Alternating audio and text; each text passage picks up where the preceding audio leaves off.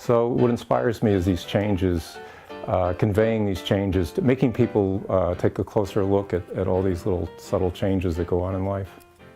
But often like a song will be, I'll just play one song over and over, like Beyonce, it just, that song title and that song will be the inspiration. And so every day when I'm out and about, I'm like, that's a painting. It's just like I'm always working. Even when I'm not working, I'm working. Some of my favorite artists are, and they inspire me all the time, are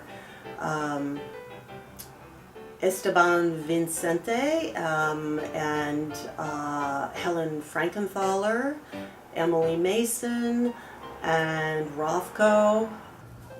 I just love creating art.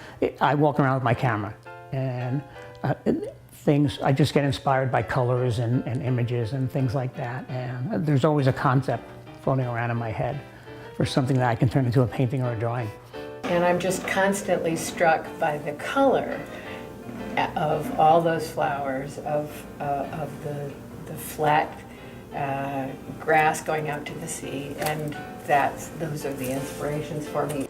To me, it symbolizes like the dark part underneath is maybe things that are mysterious or covered, but could be painful or beautiful. It's just everything. Water inspires me as well, and nature, just like being a woman and motherhood, all is a part of it, and it's woven in. Anatomy. It's mostly, I love figures. Everything looks like a figure to me. If I put 3 colors of paint down onto a piece of canvas, I'll see a figure. And what I do, where the imagination comes from, is like, I guess, an interpretation of my memories or my desires or my happy moments or even the sad moments when you're a kid, or those things that maybe scared you when you were little, those things that stay in your mind. So I start with a photograph, but then from there my imagination takes in all kinds of directions. I often will print out a lot of those pictures just kind of in their raw state, just out of my lousy printer on, not good quality and just regular copy paper, because it forces me to take a step away from the reality of the image. I find, medical books, other kinds of books, and I scan them into the computer, I change sizes, I might change colors, and then I print out sheets of images that are attractive to me. And then I cut them out, and I have a substrate. I move the things around on the substrate until it pleases me. Sometimes the paper is already painted or printed with paint. Sometimes the paper is just found paper, so it's always imbued with something, and in that way it's somewhat transformative because I'm taking things that are just mundane and discarded and I'm weaving it in. So they're interlaced, 2 different images. This happens to be an image of my mother when she was 17 years old and when she was 97. So they're 80 years apart. It's hard to tell what it is because they're split up. Then this is folded up in an accordion type arrangement, and when you look at it one way, I don't know what you're seeing, but she's 97, and then you look this way, she's 17. So this is what it looks like. Well, my process is either it starts from the idea or it starts from the material. So if I get a huge box of knives, I'll probably do an artwork that includes knives. Or if an issue comes up that interests me, right now the gun issue is of interest to me. My process, when I'm like the pieces that are really coming from me, start with my imagination and then I move on. And I always try to keep a more realistic style, even as the subject is imaginary, fantastical, whatever you want to call it.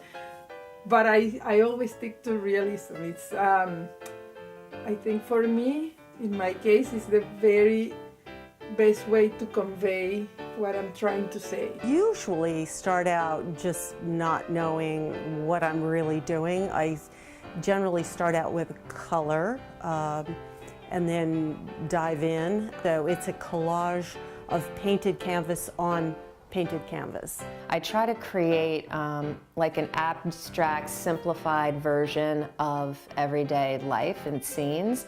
So I often do a lot of research with photography. I either take photos or I find them and print them out, and then I use them as a guide.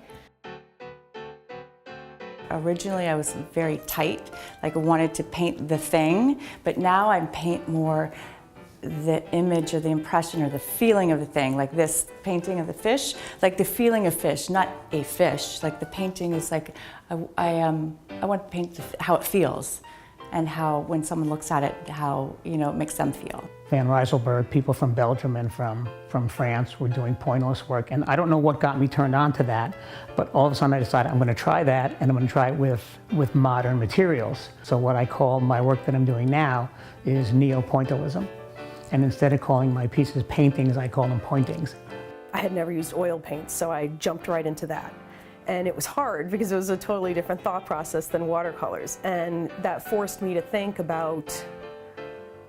more thoroughly and deeply about what it was I was doing and why I wanted to paint and what materials would best represent what I was trying to get across. Someone told me a while ago that it's great for an artist to do a series of something, because as the series goes on and you're painting similar things, each time you get looser and more comfortable and you can kind of take it to another level. So right now I'm doing these shadow paintings where I'm taking actual photographs and I'm painting the shadows over an existing painting that I've done, and it kind of gives it kind of an abstract, layered look. I think I used to feel that I had to incorporate everything in my life into one canvas. So now what I'll do is I'll have like 10 canvases around the house and then kind of just work on a little bit, on each one.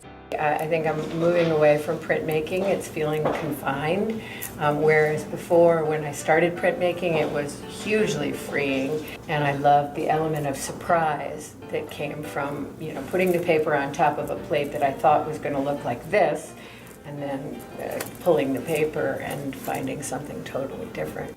So I've done shoes, I've done typewriters, dinosaur. I've done whole shows on aging, on weight gain, I've had themes that were pretty specific, and I don't know really where I'm going now.